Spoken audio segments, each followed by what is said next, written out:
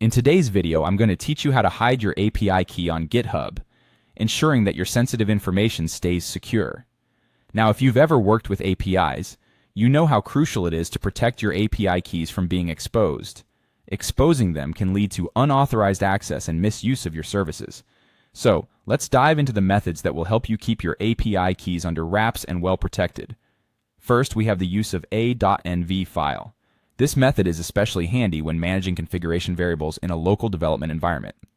To start, create a file named .env in the root of your project.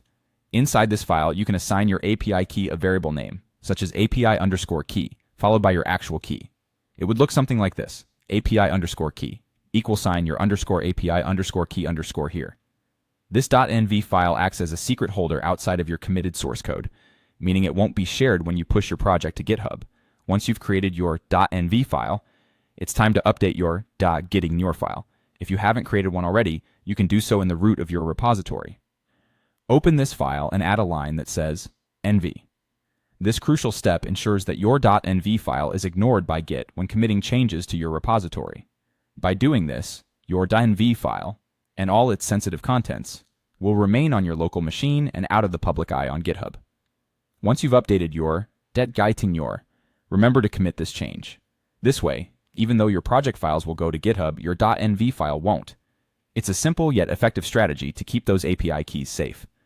The next method I'd like to introduce is using GitHub Secrets, a feature that particularly pairs well with GitHub Actions.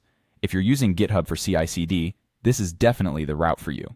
Start by navigating to the settings of your GitHub repository. Within Settings, look for Secrets and Variables under the Actions section.